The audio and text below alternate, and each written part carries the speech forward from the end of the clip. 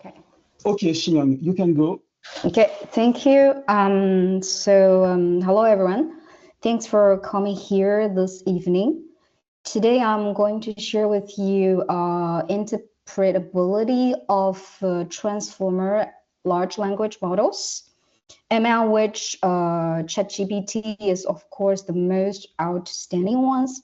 So since this kind of black box is very complicated, so today we're going to focus on one of the toy cases, that is how to understand the LLM predicting repeated tokens.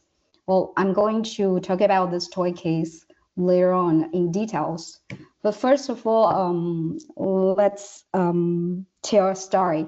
So earlier this year, OpenAI released GPT-4o, and soon after the release, some Chinese speakers started to realize that the model started to output some rubbish content, like spam or even porn content.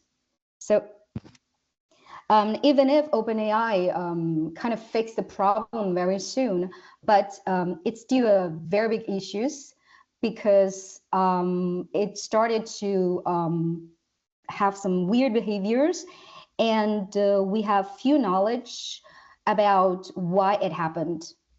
So this kind of highlights the importance of LLM's interpretability, because if we can kind of identify why and which part in the model that causes some problems, we can of course prevent this kind of harmful outputs, so that we can protect the vulnerable groups like children or something like that.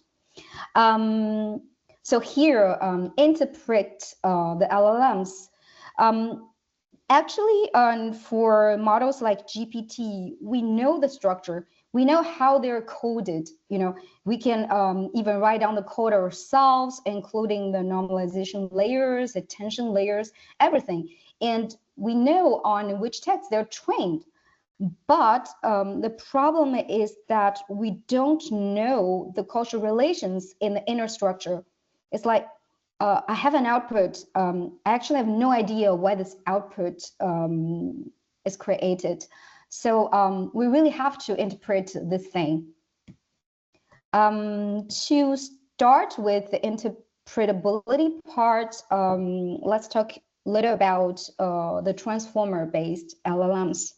So transformer-based LLMs, they're nothing but large deep learning models that use essentially the transformer architecture to process and generate natural language.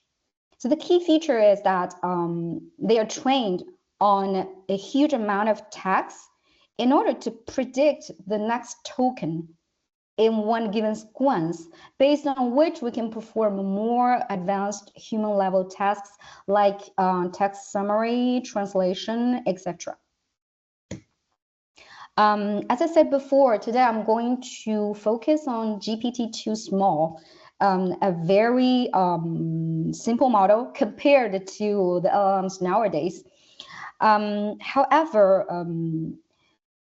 GPT-3, GPT-4, they are more complicated than GPT-2 Small, in the sense that they probably have more layers, more neurons, but they do not really have some new design of the architecture. So I claim here that if we can understand a small model like GPT-2 Small, at least we can understand a large part of behaviors of more complicated large language models. So here for GPT Small, it is constructed by the following layers. First layer is called embedding layer, which converts input tokens into a vector space called embeddings. So it is exactly in this vector space you can interpret the similarities of words as distance in this between vectors. So one example you all know of the embedding is that if you do the word kin minus the word male plus the word female, you will get queen. In case you don't know what is tokens, some more word about tokens. Because computer programs can not understand human languages at all. They only understand numbers and bytes. So that even before the training of LLMs, there's a separate process called tokenization.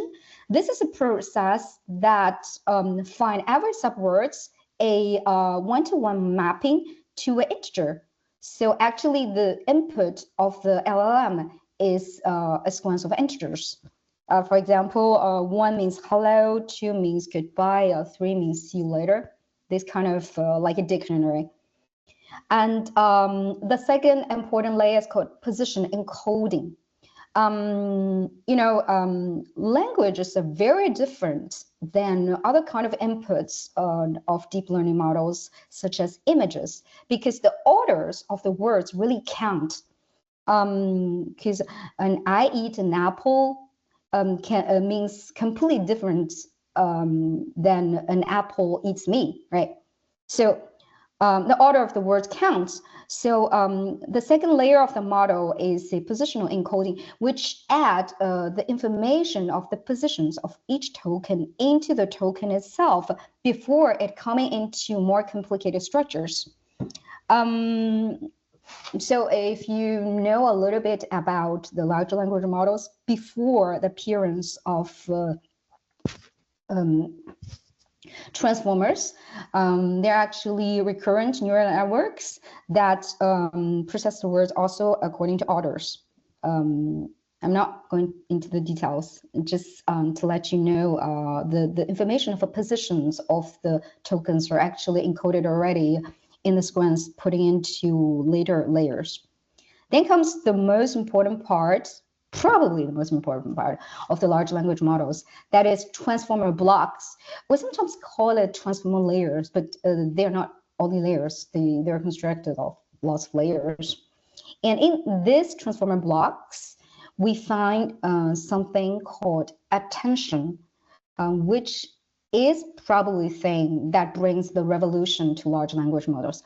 Because you all know before the appearance of the transformers, human beings actually have struggled years to improve the capacity of large language models. We throw a lot of GPUs, we throw a lot of computational powers, but not so many milestones happen until the appearance of attention, because attention is probably the mechanism up to now that simulates the way human brains process natural language models the best. I'm going to talk about the attention layers in details in the coming slides, but for now, I'm saying that attention layers is something that helps each token to attend to all other tokens in the sequence to build the context for the model. Now I'm talking to you, you are listening to me. The way you are listening to me is not listening to me word by word. When I'm saying a word, you actually know the context of the word instead of the word itself. So that's the thing. Then, the output of the attention layers fed later on to some fully connected neural networks, the MLP layers. Something less important, but also have to remember is that we also have layer normalizations in order to stabilize and speed up the training.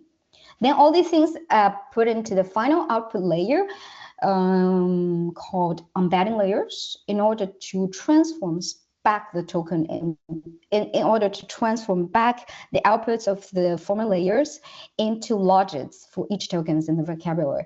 So the final output of the large language models is actually, imagine that you have 500 tokens in the vocabulary. So the output for each position is, a 500D dimensional vector, of which there's a value representing how much probability this token is going to be generated by the model.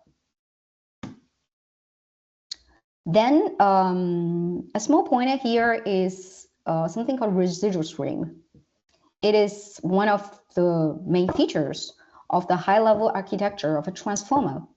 The residual stream is nothing but the sum of all the previous layers and the original embeddings.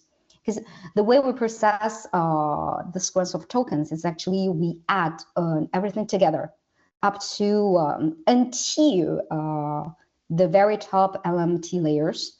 So that the residual streams can actually create some subtle subspaces inside of it, such that different layers of attentions can communicate with each other.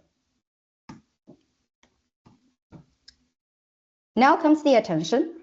So as I said before, attention means that you have an input sequence, you have lots of tokens, and each token actually looks at other tokens in the sequence to decide which ones are most relevant to me.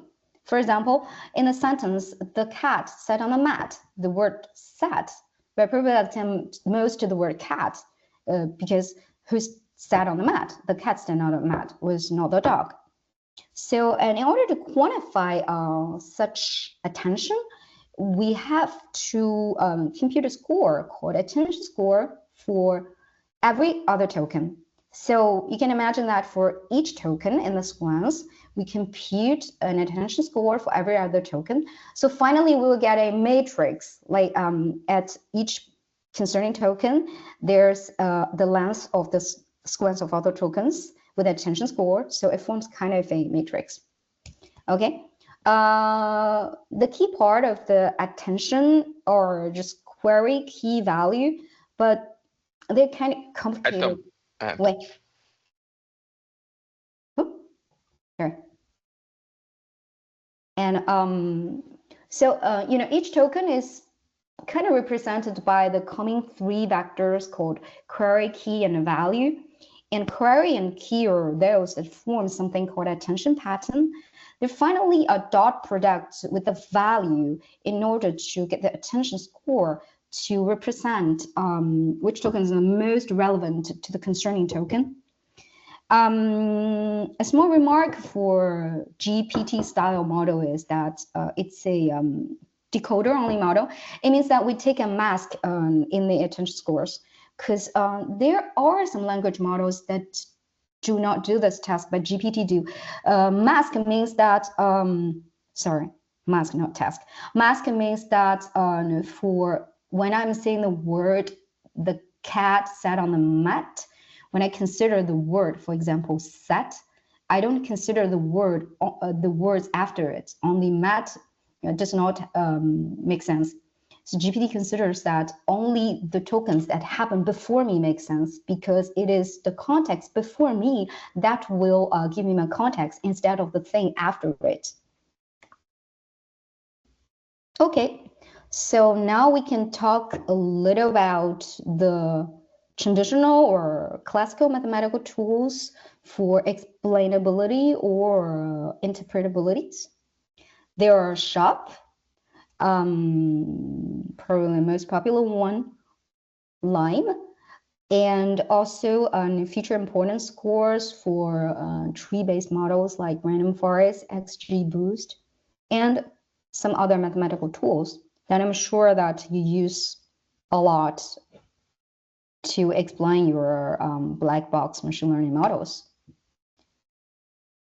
So I am arguing here that probably SHAP values, even if it's super powerful, model agnostic, you can use it for all kinds of models, it's probably not very ideal to interpret large language models.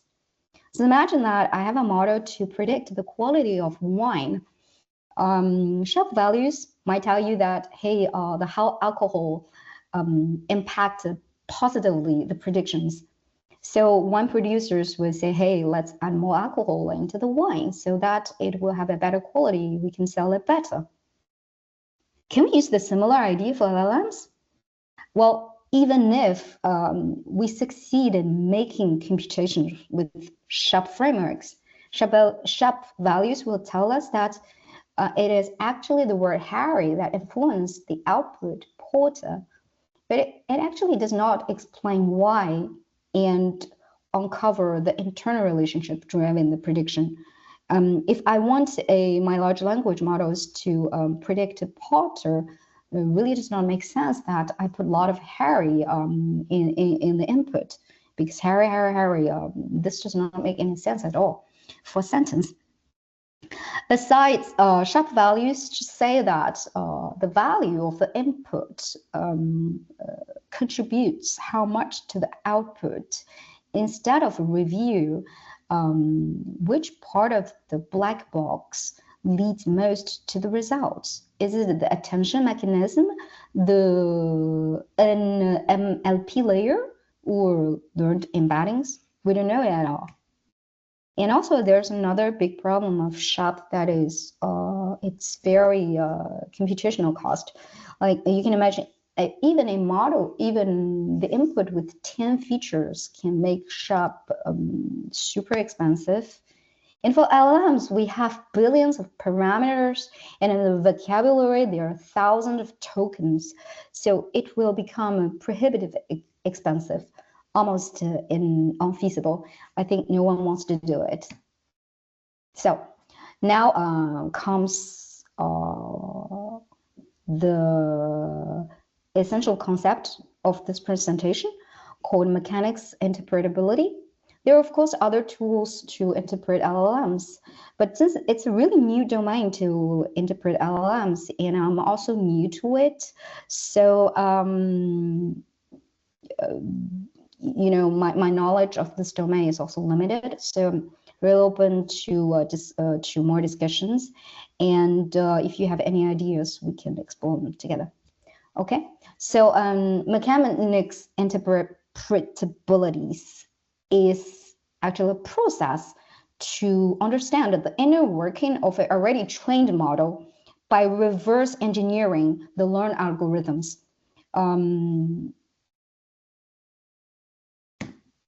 So I mentioned the word reverse engineering. Now I'm going to explain what it is.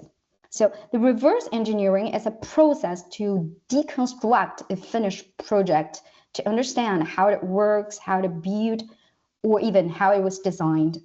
So that, imagine that a kid is playing with a clock, taking out one part of the clock to see if it still works, or using some magnets to conduct experiment to understand it.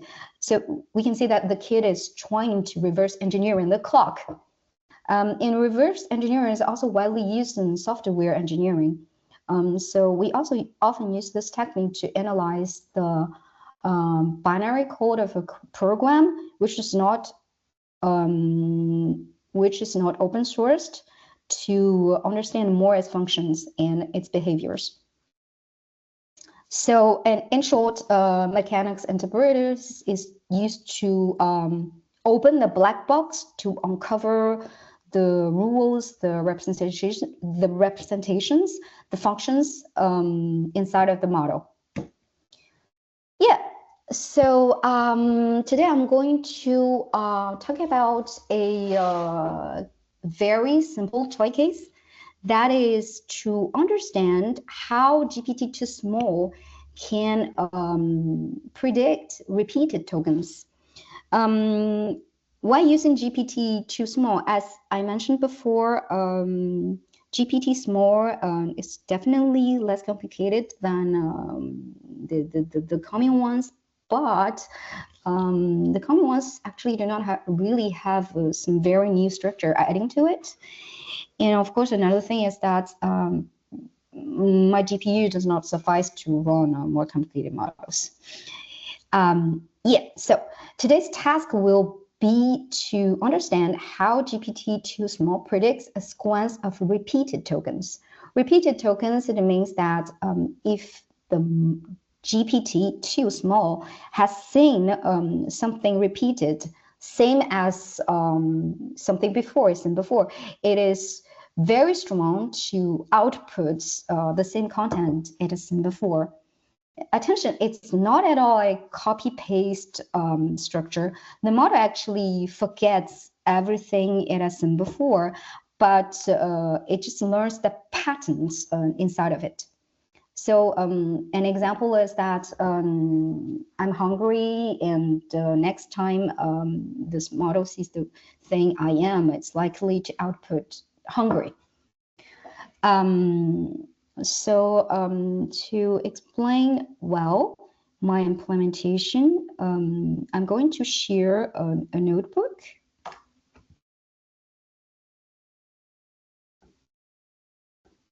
Which is here. So that's here. So as I explained, my goal is to give the GPT to small sequences that repeats. Then I will see the behavior of the model of the second half of the sequence. That is to say, it already seen the patterns of tasks in the first half. So what will it behave on the second half? So I got some code here. So you can see that I have a generated repeated tokens to generate, which I call repeated sequence. I generate randomly some tokens in the vocabulary of the length, which is called sequence length. That is 30 tokens. Then I concat exactly the same parts together so that I have one sequence. The first part, the first 30 tokens are exactly the same as the second 30 tokens. Then I ran the model GPT-2 on the repeated tokens. Then I plot what happened to the log probability. As you can see here in the first part, because the tokens were generated kind of randomly, so the log probability gives whatever. However, from the second part, even if these tokens are randomly generated, since the model has already seen it before in the first part, so the log probability kind of converges to 0, which is really, really good. And if we compute the accuracy of the predictions, we can see that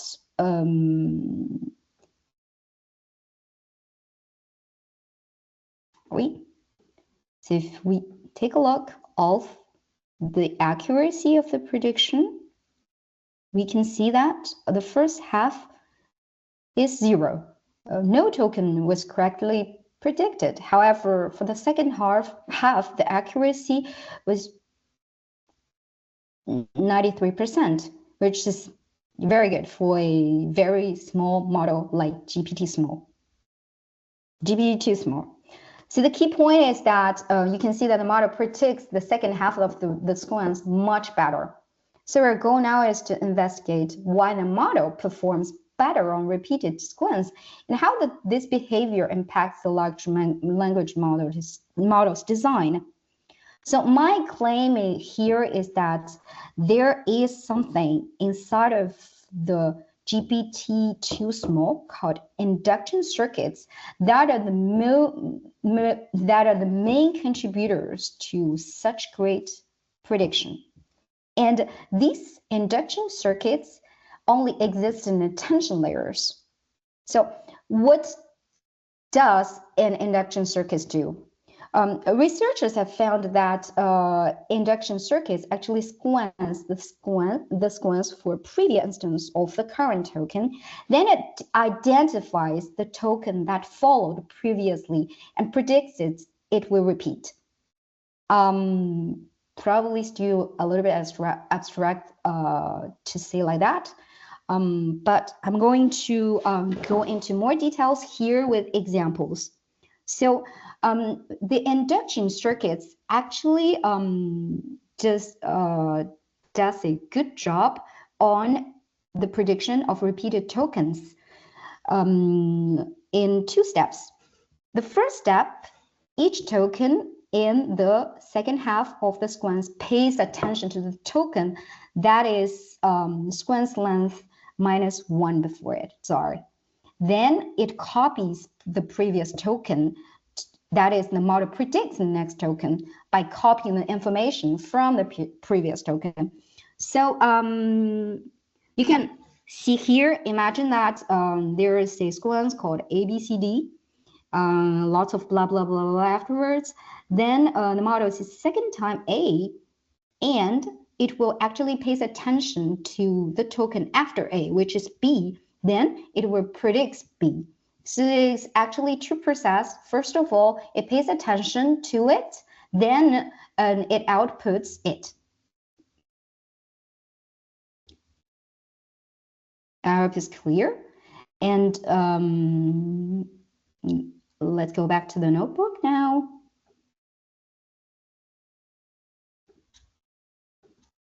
So actually, there's a very good Python library called circuit visualization, which allows you to visualize the attention patterns in large language models. You can see that because for each layers of GPT-2 there are 12 attention heads, so it outputs 12 attention heads.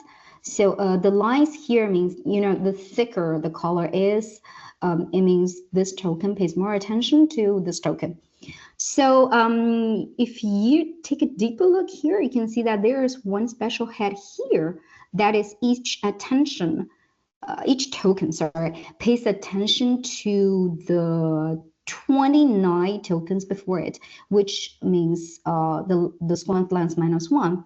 This means that this token is actually paying the attention to the token after to its former one. So our next goal is to prove that there really exists this kind of induction head inside of GPT-small. So what I'm going to do is to extract a kind of to compute something called induction score to quantify at which point the tokens are really paying attention to the 29 tokens before it. Okay, so what I'm going to do is very simple. I just extract the value at the position I want. Then I just take the mean value of every tokens in this attention head. Then this gives a one score for each attention head. And we can see that actually there are some attention head with a very big induction score. For example, layer 5 had a 91% induction score, meaning that it is really paying attention to the token. For each token, it's really paying attention to the token after the token that appears before. Then with the same method, I can find also the previous head, which takes charge of copy the information and outputs it.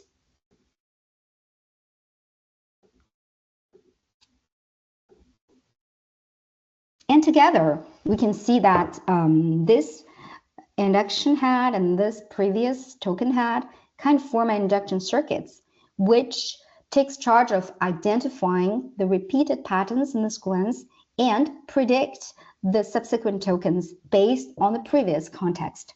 And if the notebook is too complicated, just to remember that with this kind of techniques, you can find induction circuits, which is constructed of two attention head in the LLMs that takes charge of identifying the pattern, then predicts the subsequent tokens based on the previous context. Then let's do a funny experiment. Actually, we can put these two heads together just to form one circuit. Then we add back, of course, the embedding layers, the positional encoding, and also the final output layer. So attention here. Here I constructed a toy model whose transformer contains only two attention heads.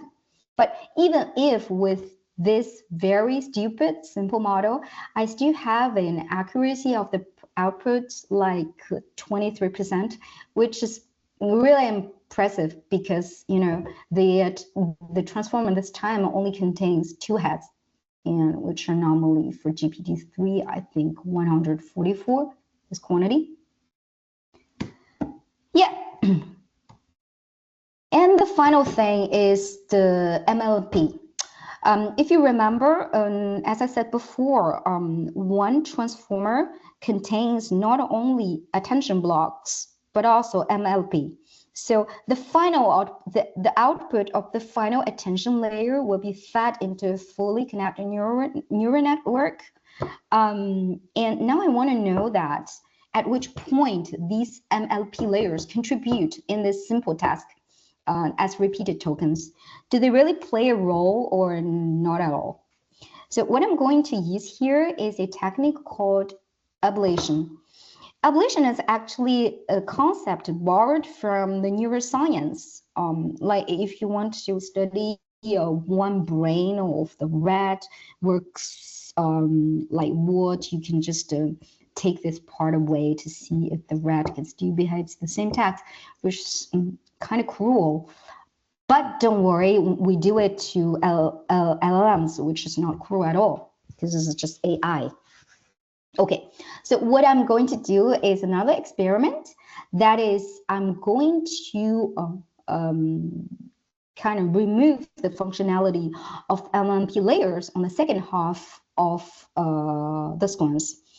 So what I'm going to do is to replace the output of LMP layers in the second half by the first half sequence. Then measure the difference loss before and after this replacement. And what we can find is that I put the plot here, but this part is also in my notebook. Maybe a quick share as well. Here.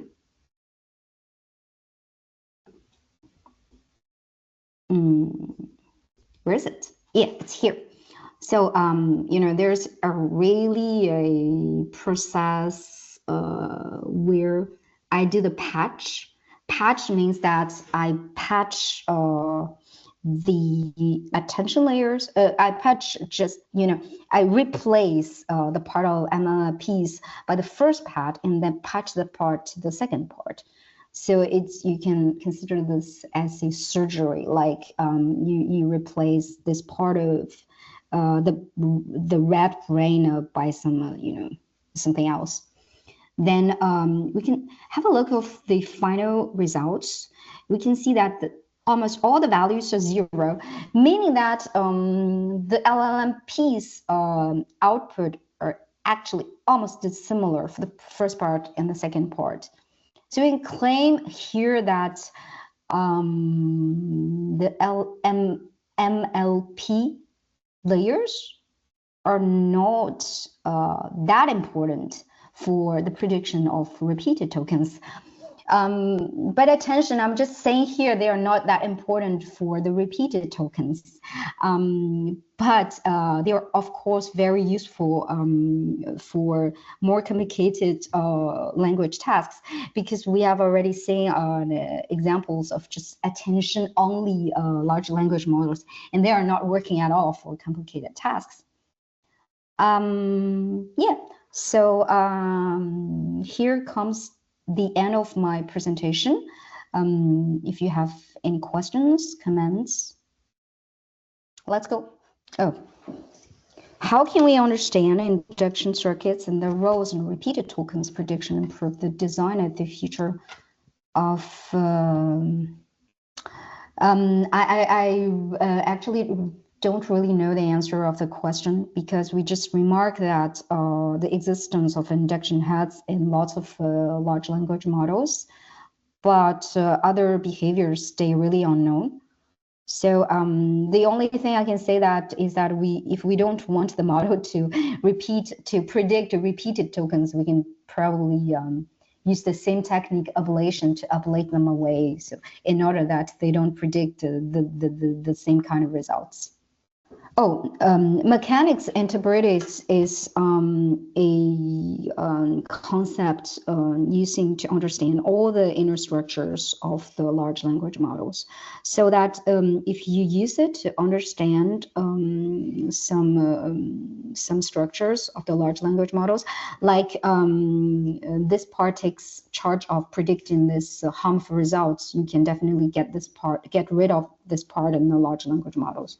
So that it kind of proves the reliability of large language models.